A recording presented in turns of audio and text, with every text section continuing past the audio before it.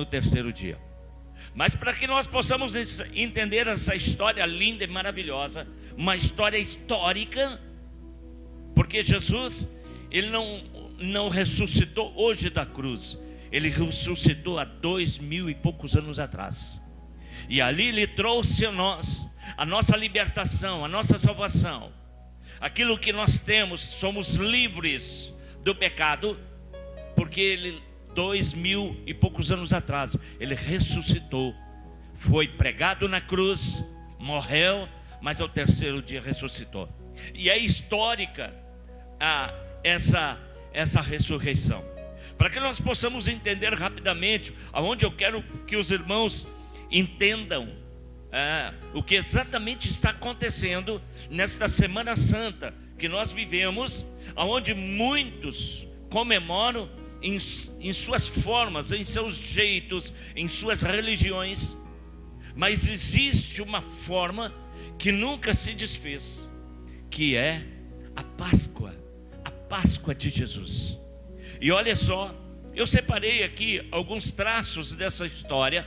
Nós sabemos que Abraão, ele teve 2 filhos. O primeiro, Ismael, que era filho da sua concubina, e Sara não podia lhe dar filhos.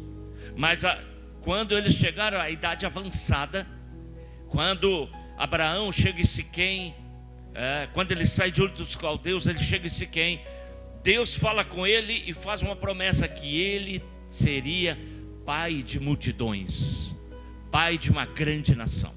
Mas ele não tinha filho. E ele então, ele vai ter, Sara vai fazer com que a sua concubina tenha filho, para que ele tenha filho, mas ela ainda não tem.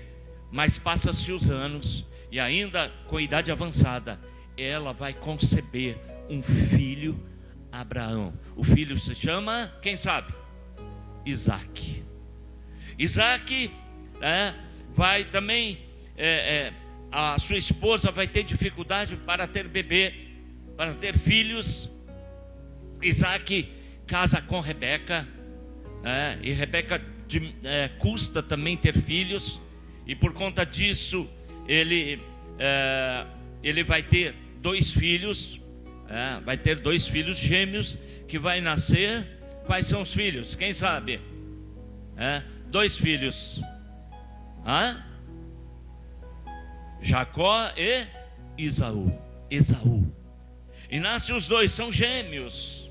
E é tão interessante que esses 2 filhos, eles vão brigar no ventre.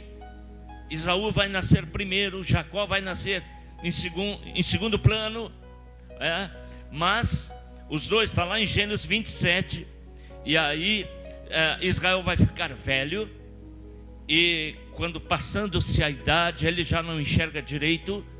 E aí Jacó vai chegar, Esaú vai chegar do campo e com muita fome.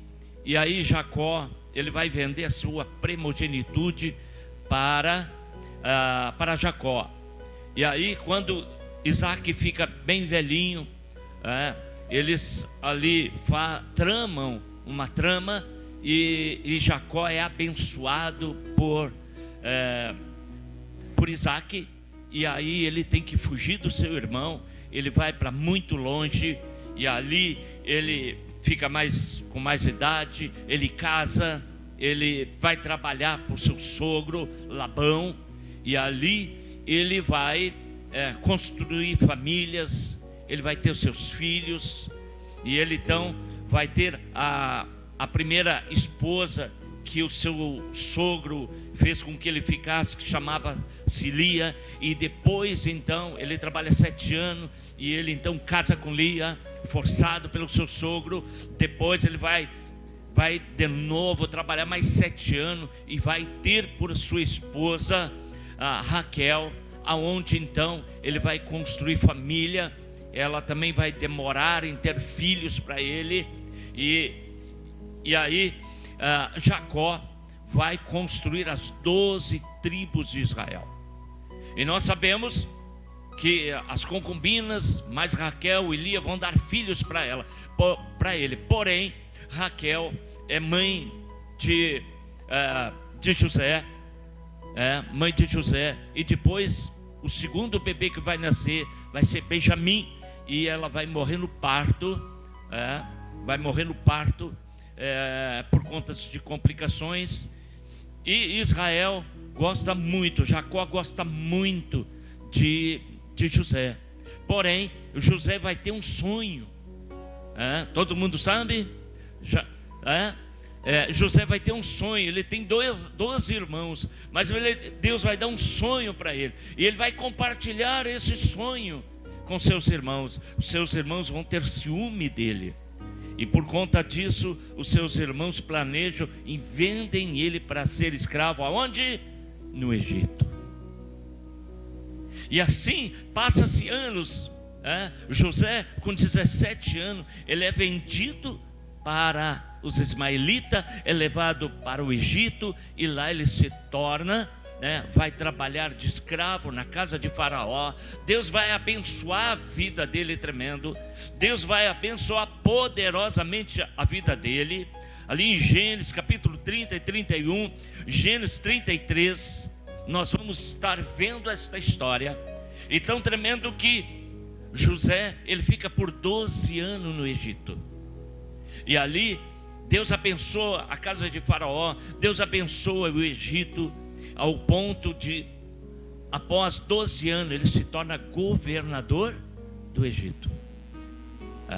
José se torna governador do Egito. Talvez você diga, mas o que tem a Páscoa a ver com isso? Tem muito a ver, porque tudo que Deus faz na nossa vida é através de uma construção. Deus pega aquele que nada é para fazer ser algo do ponto de Deus. José está no Egito, ele se torna governador, e há uma grande fome em Canaã, há uma grande fome em todo o Egito, em todos os outros lugares, mas José, ele está sendo governador, e ele é próspero no Egito, e ao ponto de todos os outros povos vir ao Egito buscar comida. E quem vai vir vai ser os seus irmãos. Vão buscar no Egito alimento. Não vão conhecer José, mas José lá está e conhece os seus irmãos, as 12 tribos de Israel. Eles vão ao Egito, e José daí se faz conhecido. Passa-se um pequeno tempo, José traz o seu pai e a sua família, os seus irmãos, tudo para o Egito. E ali José recebe os seus irmãos. Faraó abençoa, dá uma área muito próspera no Egito. E José então, com a sua família, vivem anos maravilhosos. Ao em torno de 430 anos eles vivem no Egito. 430 anos o povo de Israel vem viver no Egito. Mas passam-se os anos, os 430 anos se passam, e de repente os faraós que vão exercendo o poder, os mais velhos vão morrendo, vai vindo os mais moços, e chega um tempo que eles não reconhecem o povo de Israel como uma família, como um povo abençoado de Deus, e começa um grande escravismo sobre o povo de Israel. Amém? Entenderam até aqui?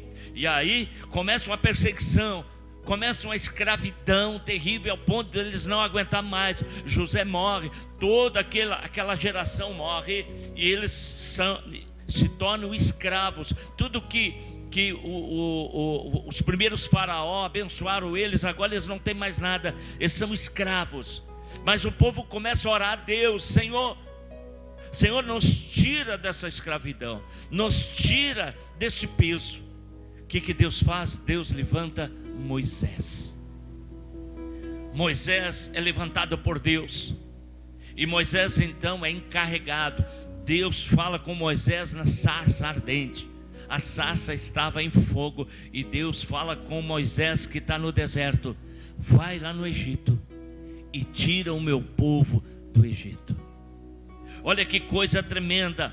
Lá em Êxodo capítulo 20, diz que 430 anos eles estão ali, e Deus levanta Moisés para tirar o povo do Egito. Moisés vai vir com Arão e vai abordar Faraó várias vezes, e Faraó não vai permitir que eles saiam. Eles tinham uma boa questão: sair para adorar a Deus, para ir à terra prometida, para continuar sendo abençoado por Deus. E Deus queria tirar eles daquela escravidão. E Moisés então ali articula com Faraó, mas não consegue. O que ocorre? Deus permite 10 pragas acontecer no Egito. A primeira praga é água se torna em sangue, e a última praga é a morte de todo o primogênito. Aqui nós chegamos à história da Páscoa do povo de Deus, em que hoje nós vivemos, exatamente hoje, a ressurreição. E tão interessante que o povo de Israel clama a Deus, e Deus levanta homens poderosos para tirar o povo do Egito, daquela escravidão. E quando o Senhor anuncia a morte do primogênito, mas Deus dá ao povo de Israel o seguinte: sacrifiquem, cada família sacrifique um cordeiro, imolem um cordeiro, assam ele, e o sangue dele, comam o cordeiro assado, e o sangue dele colocam sobre os umbrais das portas. Quero te dizer que o sangue não foi de coelho, o sangue foi de cordeiro. Por que nós comemoramos com coelho? Fica uma reflexão para nós. Então é interessante que naquela noite o espírito da morte vai passar pelo Egito, mas aqueles que tiver o sangue sobre os umbrais das portas, o espírito da morte não vai levar o filho mais velho. Todo o Egito, o espírito da morte passou à meia-noite, todo primogênito morreu, inclusive o de Faraó, que ia herdar o trono, mas do povo de Deus nenhum morreu. Aleluia! E naquela noite então, Faraó, entristecido e vendo que não tinha como lutar com Deus, ele libera o povo de Israel. E aqui começa o êxodo, a libertação, a salvação, para sair daquela escravidão, ser livre. A Páscoa para o povo israelita significava a libertação da escravidão dos egípcios. E você sabe que o Egito para nós hoje significa o mundo. Quando nós comemoramos a Páscoa de Jesus, do sangue de Cristo, crendo na ressurreição dele pela nossa vida, para nos libertar, para nos salvar, nós somos livres do diabo, somos livres deste mundo, livres do Egito. Segundo lugar, foram libertos para adorar o Senhor. Quantos de nós hoje paramos e oramos, adoramos o Senhor, porque foi nessa data que Ele nos libertou do pecado, nos libertou da escravidão, porque hoje Jesus historicamente ressuscitou pelas nossas vidas. Talvez quantas coisas hoje no mundo rolam como o paganismo, mas nós não, nós cremos que Jesus não está morto, Ele ressuscitou e está à destra do Pai Todo-Poderoso, e nos dá a liberdade, nos dá salvação. Hoje nós podemos estar aqui porque um dia Jesus ressuscitou, e o véu se rasgou de cima a baixo, e nós temos a liberdade de entrar na presença desse Deus. A Páscoa para os israelitas significava muito e tanto, Para eles era dia que não se fazia nada a não ser adorar a Deus. E diz que no outro dia, que o espírito da morte passou pelo Egito, uma matança, uma tristeza enorme, mas eles estavam felizes, porque Deus tinha cumprido a sua promessa. Hoje é dia de alegria para nós, de felicidade. Hoje é dia de nós comemorarmos a presença de Deus, porque não é necessário nós adorarmos a nada, porque o Cordeiro já foi imolado pelas nossas vidas. O que nós temos aprendido, o que nós temos ensinado, é o Cordeiro que nós temos ensinado, que devemos adorar e que devemos ensinar às nossas gerações, que foi Ele que lá na cruz do Calvário foi imolado de uma vez por todas, para nos libertar da mentira, da escravidão e do pecado. Aleluia! A Páscoa no tempo da graça. Nós vimos aqui até o tempo da lei. Jesus obedeceu à lei. E é tão interessante que para trazer da lei para a graça, Jesus obedeceu à lei. Na época que Jesus foi entregue para os soldados romanos, tão interessante que Jesus, os romanos, os judeus estavam preparando a Páscoa, naquela Semana Santa, como se diz. E Jesus entrou na Semana Santa, ele veio para Jerusalém, e entrou uma entrada triunfante, montado em um jumento. E é a mesma semana que todo judeu preparava um cordeiro para ser imolado no sábado.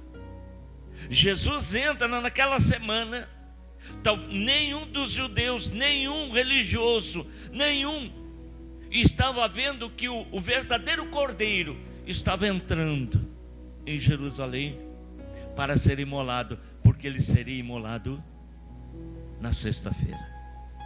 Mas o povo estava preparando o cordeiro deles e não observavam que o verdadeiro cordeiro estava entrando em Jerusalém.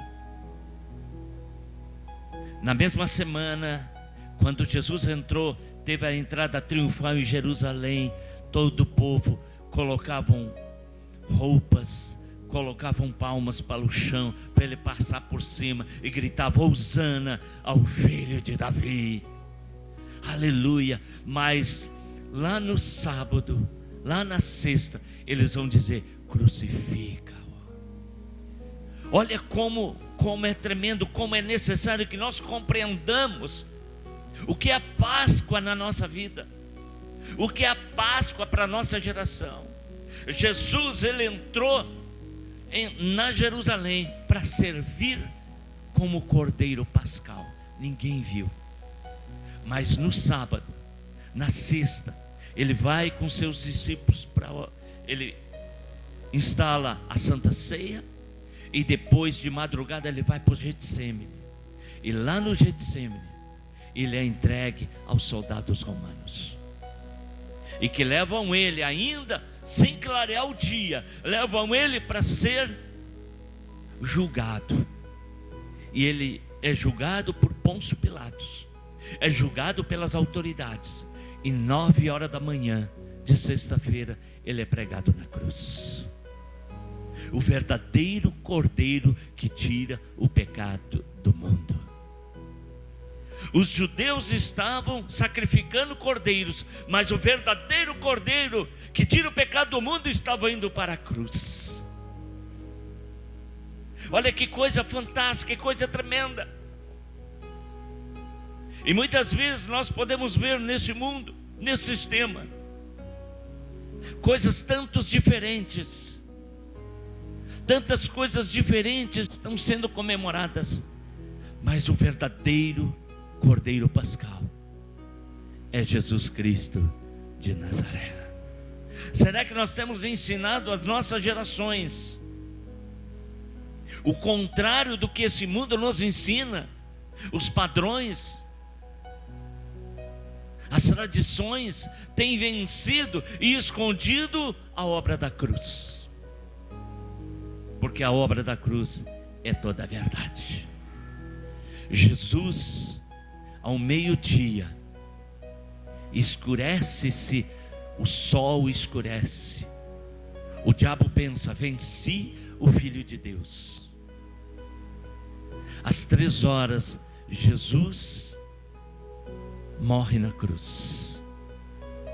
Ele é retirado, é colocado na sepultura no sábado. No domingo de manhã cedo, essas mulheres foram no túmulo para embalsamá-lo. Não encontram mais ele. Havia ressuscitado. Ressuscitou por mim, ressuscitou por ti, ressuscitou pela nossa casa, ressuscitou pela nossa família, ressuscitou pela nossa herança, ressuscitou para a nossa geração, ressuscitou para todo ser humano que crê nele. Aleluia! Jesus é o Cordeiro Pascal definitivamente. Não é necessário mais sacrificar mais nada. Ele é o Cordeiro Pascal. Ele é o centro das atenções. Ele é o centro da nossa cultura. Ele é o centro da nossa fé, como a irmã abriu. Ele é o centro das nossas atenções. E muitas vezes nós deslocamos as nossas atenções e ensinamos os nossos filhos a outras atenções. Porque a verdadeira Páscoa é aquele que ressuscitou na cruz do Calvário. Ele não está lá, ele está vivo. Ele está vivo. Ele está vivo. Aleluia. Queridos, ele ressuscitou e ficou 40 dias aparecendo para o povo de Deus. Queridos, a ressurreição de Jesus para nós tem 3 coisas tão tremendas e maravilhosas em nossas vidas. Primeiro, ele nos liberta do pecado, da mentira, do engano, e é aquele que nos cura de toda a enfermidade. Isaías capítulo 53, abram comigo Isaías capítulo 53.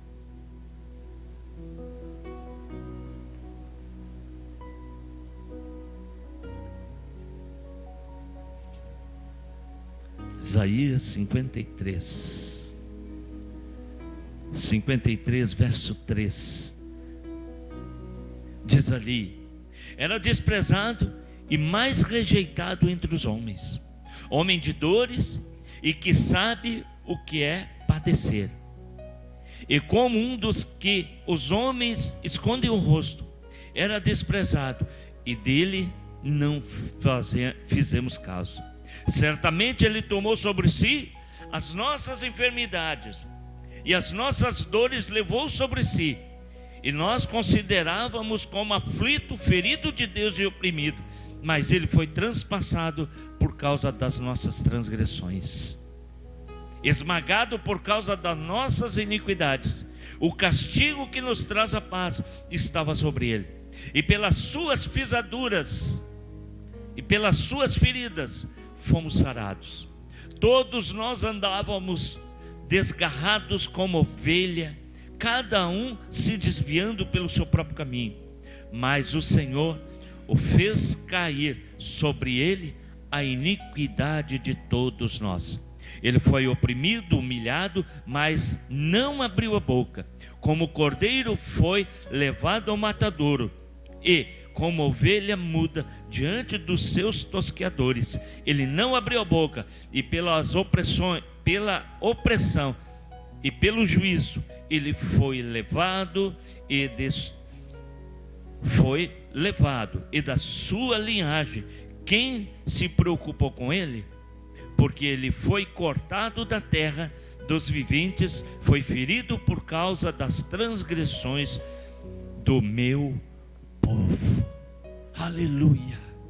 Jesus levou sobre si. Ele é o verdadeiro cordeiro que tira o pecado do mundo. Levou sobre si todas as nossas carências, todas as nossas dores e enfermidades. E como é tremendo que nós podemos dizer: Senhor, Tu ressuscitou por mim, Tu ressuscitou pela minha casa, Tu ressuscitou pela minha família, e hoje eu estou feliz e alegre, porque, Senhor, eu quero Te adorar, Senhor, porque se não fosse tudo que o Senhor fez, Pai, eu ainda estaria no Egito, eu ainda estaria na escravidão, mas Ele me tirou e te tirou de toda a escravidão. Você pode dar um glória a Deus por isso? Aleluia!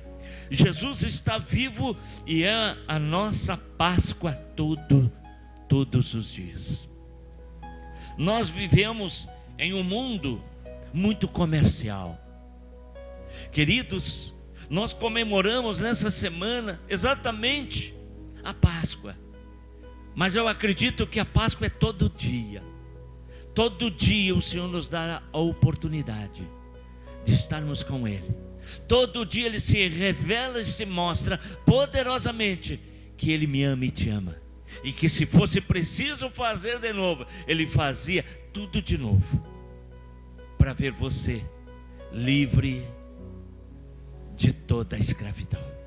Em terceiro lugar, Jesus é o motivo da nossa adoração, e por isso que saímos do Egito para adorarmos e só a Ele render a glória.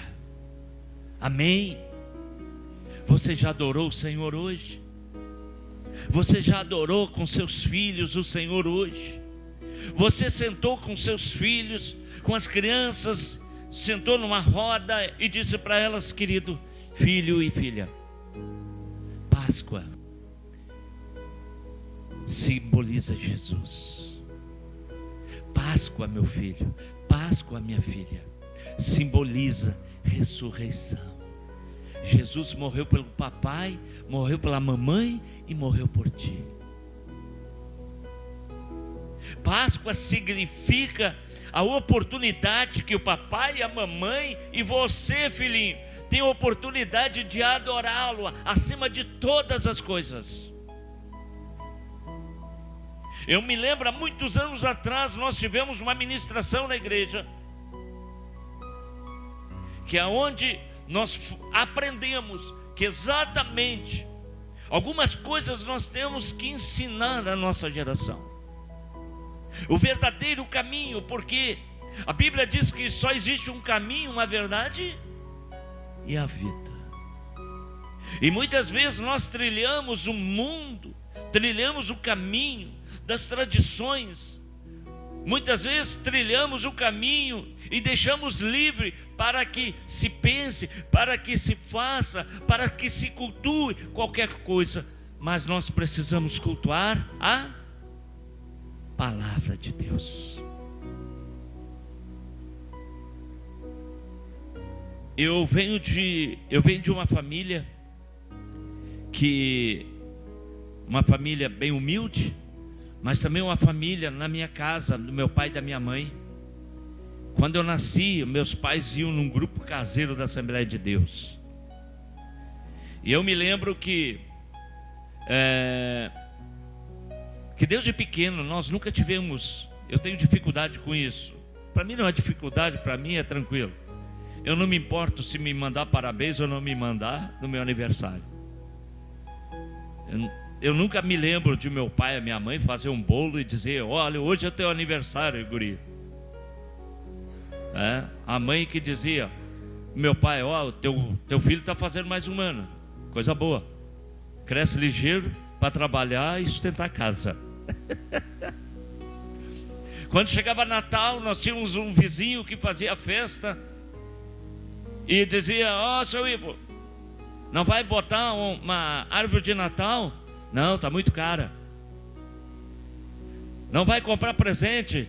Também não. Quando chegava a Páscoa, nunca tivemos essa, entendeu? Não me criei com isso. E quando eu vim para a igreja, eu comecei a aprender que nós temos tudo isso. Nós temos uma Páscoa assim. Nós temos um Natal, sim. Mas tão interessante que hoje, o Natal, a Páscoa, as festas que nós temos hoje, culturalmente, são tão diferentes do que está escrito aqui. Porque as festas do Senhor, as festas do povo de Israel, eram inteiramente para adorá-lo, para exaltá-lo, para fazer dele Deus tremendo e maravilhoso. Adorar somente a Jesus, adorar somente o Cordeiro de Deus. E por isso que nessa noite de Páscoa, Jesus ressuscitou hoje. Amém? Ressuscitou para nós. O que Ele ressuscitou? O que você está precisando? Ele ressuscitou hoje para te dar a tua bênção. Ressuscitou para te dar a tua liberdade. Ele ressuscitou para te fazer feliz. Ele ressuscitou para fazer de você uma família feliz. Ele ressuscitou para fazer o teu casamento um casamento abençoado. Ele ressuscitou para que tu e a tua família sejam uma família abençoada. Ele ressuscitou para que você o adore. E foi para isso que Deus fez com que os israelitas saíssem do Egito, para sair do Egito e ir adorar a Deus. Você saiu da sua casa hoje e veio para cá, e você veio ao lugar certo, lugar de adoração e exaltação. Amém? Vamos adorar o Senhor juntos? Amém? Vamos adorar o Senhor. Vamos colocar um hino e nós vamos adorar o Senhor. Eu quero te convidar a ficar de pé, sair do seu lugar, vem cá para frente, vamos vir juntos aqui. Aqui ninguém é melhor do que ninguém.